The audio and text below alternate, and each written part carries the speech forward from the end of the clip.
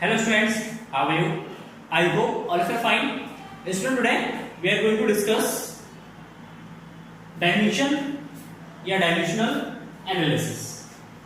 Dimensional analysis को revise करते हैं आज इस वीडियो में, ठीक है? ये रिवीजन वीडियो है dimensional analysis का, ठीक है? Dimensional analysis को अगर डिस्कस करेंगे तो सबसे पहले हमें ये पता होना चाहिए what is a dimension.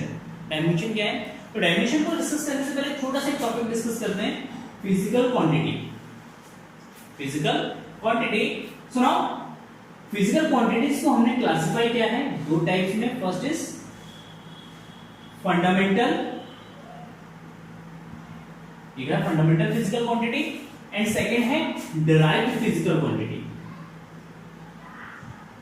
Derived physical quantity, दो तरीके की फिजिकल क्वांटिटी, एक फंडामेंटल है, डिराइव्ड है. And we know that there are 7 fundamental physical quantities and 7 physical fundamental quantities को छोड़ने के बाद बाकी जो भी फिजिकल क्वांटिटीज बचते हैं वो सब किसमें आते हैं? डिराइव्ड फिजिकल क्वांटिटीज में आते हैं. फॉर एग्जांपल 7 फंडामेंटल क्वांटिटीज में आपका है मास, लेंथ, टाइम, क्या है? Second, length, time, temperature, current, luminous intensity,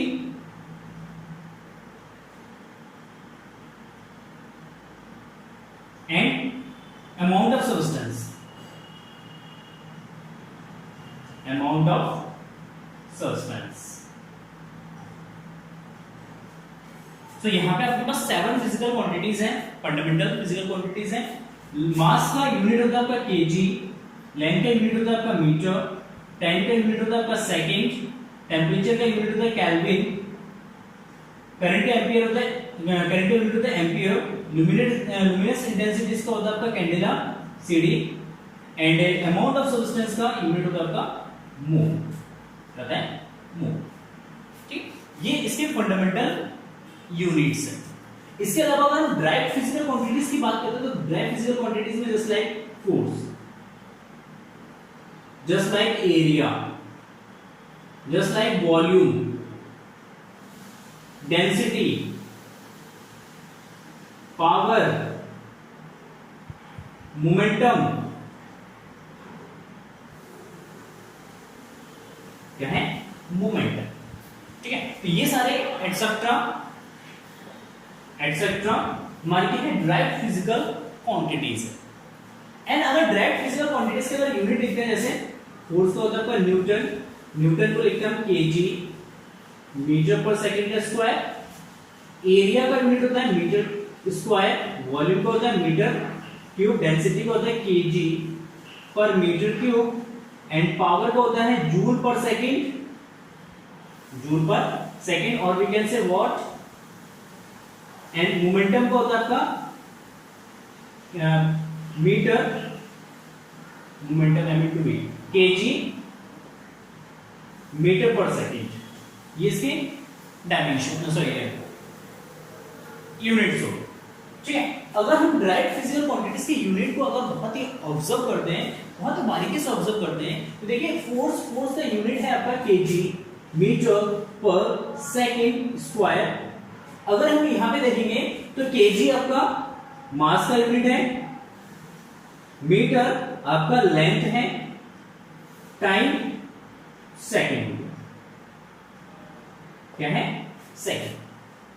अगर हम मोमेंटम की यूनिट की बात करते हैं तो यहां पे आपका मास, अगेन मास आ गया, ये आपका लेंथ है, एंड सेकंड आपका टाइम हो गया. तो इस तरीके से अगर हम डायरेक्ट फिजिकल क्वांटिटीज की बात करते हैं तो वो फिजिकल क्वांटिटीज होते हैं जो फंडामेंटल फिजिकल क्वांटिटीज से मिलकर बने होते हैं. जो फंडामेंटल फिजिकल क्वांटिटीज होते हैं वो इंडिपेंडेंट होते हैं, कोई दूसरे पर डिपेंडेंट नहीं होते हैं, ठीक है ना. उसका अपना सिंगल में एग्जिस्टेंस होता है, अपना अस्तित्व होता है. लेकिन डायरेक्ट फिजिकल क्वांटिटीज वो क्वांटिटीज होते हैं जो फंडामेंटल फिजिकल क्वांटिटीज से मिलकर बने होते हैं. तो यहाँ पे अगर हम सिंपली ऑब्जर्व करते हैं तो डायरेक्ट फिजिकल क्वांटिटीज में वन या more than one physical quantities या फंडामेंटल फिजिकल क्वांटिटीज एग्जिस्ट करता है. तो यहाँ पे जो डायमेंशन होता है, dimension of physical quantities tell us that कि ड्राइव्ड फिजिकल क्वांटिटीज में कौन कौन से फंडामेंटल फिजिकल क्वांटिटीज हैं एंड उन फंडामेंटल फिजिकल क्वांटिटीज की पावर क्या है। ठीक है, तो अगर fundamental quantities derived physical quantities को हम रिप्रेजेंट करते हैं तो रिप्रेजेंट करने के लिए हम फंडामेंटल क्वांटिटीज का यूज करते हैं एंड फंडामेंटल क्वांटिटीज के ऊपर कुछ पावर रेज करते हैं। तो जो पावर रेज कर रहे हैं फंडामेंटल क्वांटिटीज के ऊपर, उस कंपोनेंट को हम क्या कह रहे हैं, डायमेंशन कहते हैं। एंड उसको अगर हम डायमेंशनल फॉर्मूले से लिखते हैं, लेट अस सपोज कि जैसे यहाँ पे हम फोर्स को लिखते हैं मीटर, जैसे यहाँ पे आपका लेंथ हो गया, इन सबका जो डायमेंशन होता है केजी, केजी का डायमेंशन आपका होता है केजी, मतलब मीटर का डायमेंशन होता है आपका मास का एम, एम मीटर का होता है एल, सेकंड का होता है टी, टाइम का हो जाएगा टी, केल्विन का थीटा, ए का ए होता है, कैंडेला का सीडी एंड मोल का मोल भी लिखते हैं डायमेंशन। ये फंडामेंटल फिजिकल क्वांटिटीज के डायमेंशन। सेम अगर हम इसे ड्राइव्ड फिजिकल क्वांटिटीज के डायमेंशन लिखते हैं जैसे एम केजी मीटर पर सेकंड स्क्वायर, तो फोर्स का डायमेंशन होगा, तो dimension of F that is metre kg length and T की पावर -2, तो एम एल टी की पावर -2। तो इस डायमेंशन से, इस फॉर्मूले से आप ये बता सकते हैं कि इस क्वांटिटीज के अंदर कौन कौन से फिजिकल क्वांटिटीज है, फंडामेंटल फिजिकल क्वांटिटीज है एंड कौन से फंडामेंटल फिजिकल क्वांटिटीज को कितनी बार हमने रिपीट किया है, ये उस फंडामेंटल क्वांटिटीज की पावर क्या है। तो ये जो एक फॉर्मूला हमने लिखा है ml t की power -2, this formula is called dimension formula या डायमेंशनल फॉर्मूले से। ठीक है, अगर इसको किसी एक इक्वेशन जैसे f ml t की पावर -2 अगर इस इक्वेशन से रिप्रेजेंट कर रहे हैं तो this is known as dimensional equation. क्या होता है ये डायमेंशनल इक्वेशन होती है। ठीक है, तो इस तरीके से हम किसी भी ड्राइव्ड फिजिकल क्वांटिटीज के डायमेंशन को इजीली निकाल सकते हैं। जैसे मोमेंटम का अगर डायमेंशन लिखेंगे तो dimension of momentum, dimension of p is equal to what, kg metre l by second है, t ऊपर जाएगा तो t की पावर -1 हो जाएगा। It is the dimension of momentum. अच्छा, डायमेंशन को अगर एरिया लिखेंगे तो dimension of a area is equal to l का स्क्वायर एंड डायमेंशन ऑफ अगर v लिखेंगे दैट इज l क्यूब, मतलब इसमें केवल एक ही fundamental physical quantity that is length l cube हो जाएगा। ठीक, तो इस तरीके से हम किसी भी डायमेंशन, किसी भी फंडामेंटल क्वांटिटीज के डायमेंशन को इजीली कैलकुलेट कर सकते हैं। सो नाउ नेक्स्ट इज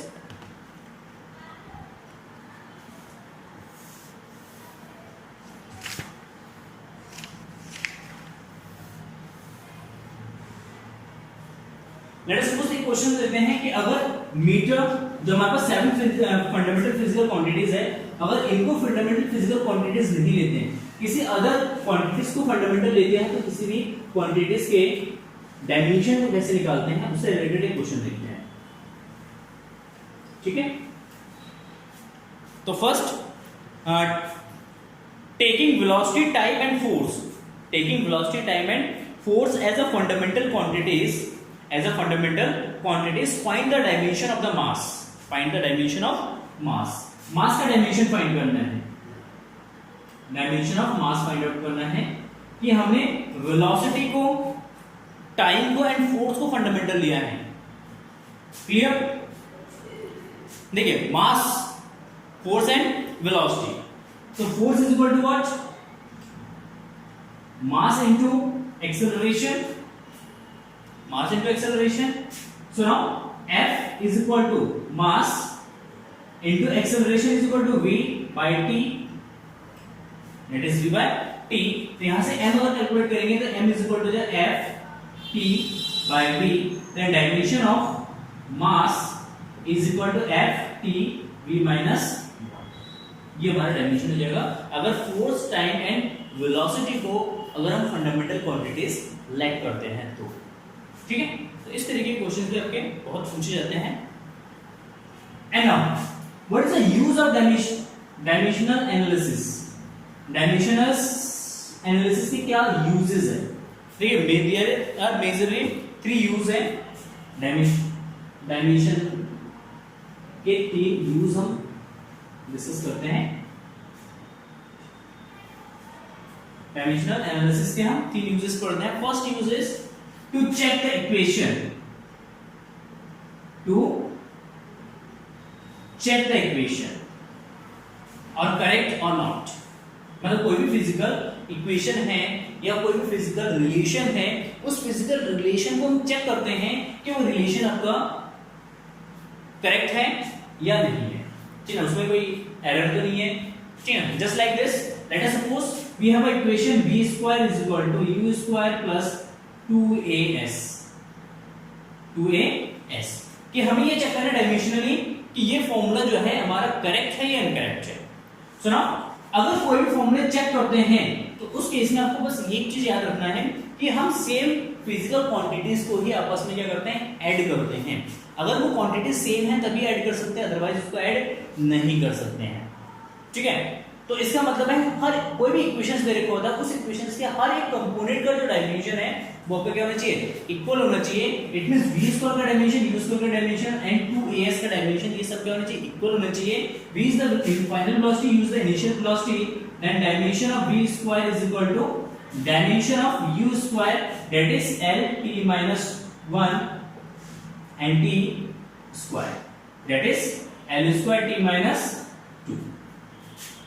अगर हम इसकी बात करते हैं dimension of 2as, then 2 is constant, acceleration lt minus 2 into s displacement, dimension l, then l square t minus 2।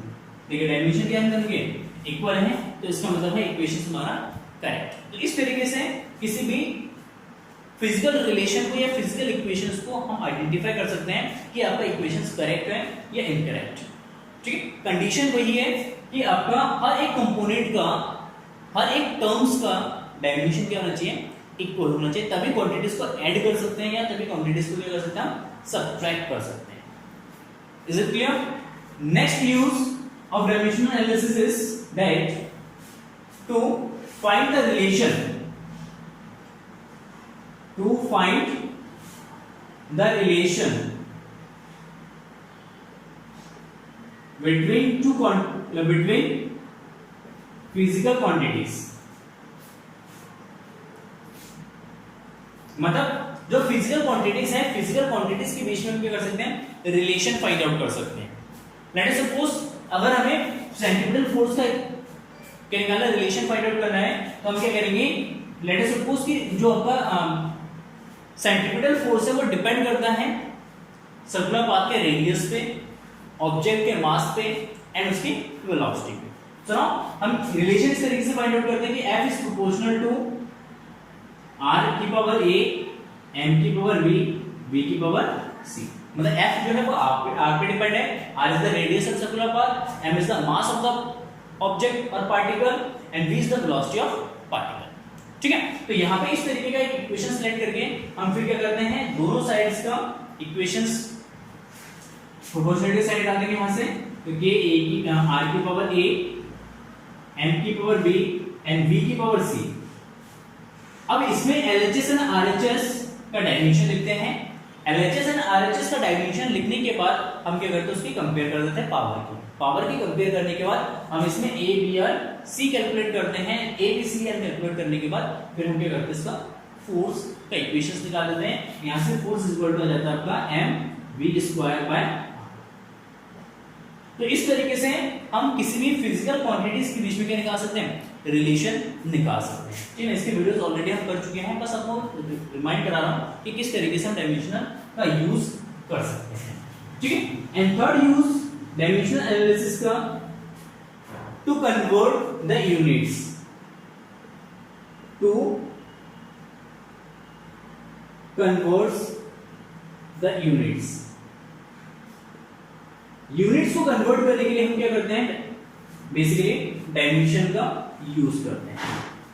क्या यूज करते हैं, कोई भी फिजिकल क्वांटिटीज होती हैं, फिजिकल क्वांटिटीज का यूनिट दे रखा है। वी आर मेनी सिस्टम्स, ऐसे सिस्टम्स, एमके सिस्टम है, सीजे सिस्टम है, एफपीएस सिस्टम है। तो एक सिस्टम से दूसरे सिस्टम में कन्वर्ट करने के लिए हम डायमेंशनल एनालिसिस का यूज कर सकते हैं। तो यूनिट को हम कन्वर्ट कर सकते हैं, जस्ट लाइक कि हम सीजीएस में हमारे पास कोई भी वैल्यू दे रखा है तो उसको एमकेएस में कन्वर्ट कर सकते हैं, या हमारे पास एमकेएस में वैल्यू दे रखा है तो उसको हम सीजीएस में कन्वर्ट कर सकते हैं। ठीक है, तो इसके लिए हम इक्वेशंस की यूज करते हैं कि n1 सीजीएस में मैग्नीट्यूड n1 है, डायमेंशन है a, m1 की पावर a, l1 की पावर b एंड t1 की power c is equal to n2 m2 की पावर a, l2 की पावर b एंड t2 की पावर c।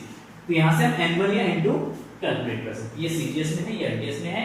अगर सीजीएस को एमकेएस में कन्वर्ट करना है तो n2 निकाल देंगे, या अगर एमकेएस को सीजीएस में कन्वर्ट करना होगा तो हम क्या निकाल देंगे, n1 निकाल देंगे। फिर इसमें से कन्वर्ट कर लेंगे m1 m2 m1 में, l2 l1 में, t2 t1 में।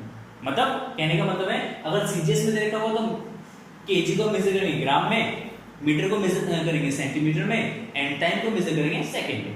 वही एमकेएस में हम क्या करते हैं, मीटर को मेजर करते हैं, सॉरी लेंथ को मेजर करते हैं मीटर में, मास को मेजर करते हैं हम केजी में, एंड सेकंड टाइम को मेजर करते हैं सेकंड में। तो हम केजी को ग्राम में कन्वर्ट कर लेंगे, मीटर को सेंटीमीटर में कन्वर्ट कर लेंगे, सेकंड में ही रहेगा।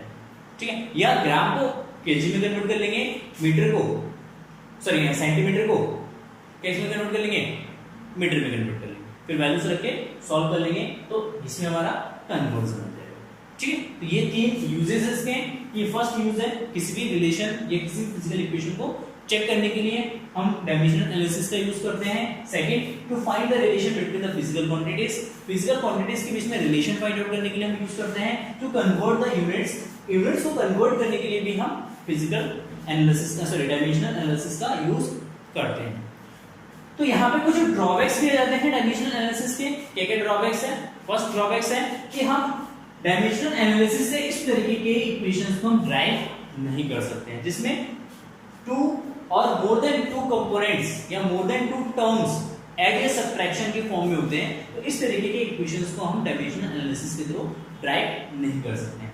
ऐसे हम फिजिकल रिलेशन या फिजिकल इक्वेशंस को ड्राइव नहीं कर सकते हैं जिसमें ये जो कांस्टेंट होता है k, ये एक डायमेंशन हो इसका, मतलब ये डायमेंशनल क्वांटिटी हो। जैसे f is equal to g m1 m2 by r²। इस तरीके के इक्वेशंस को हम ड्राइव नहीं कर सकते क्योंकि g जो है यहाँ पे कांस्टेंट है, लेकिन इसका भी अपना क्या होता है, डायमेंशन होता है। तो इस तरीके की क्वांटिटीज को हम या इस तरीके की इक्वेशंस को हम ड्राइव नहीं कर सकते डायमेंशनल एनालिसिस से।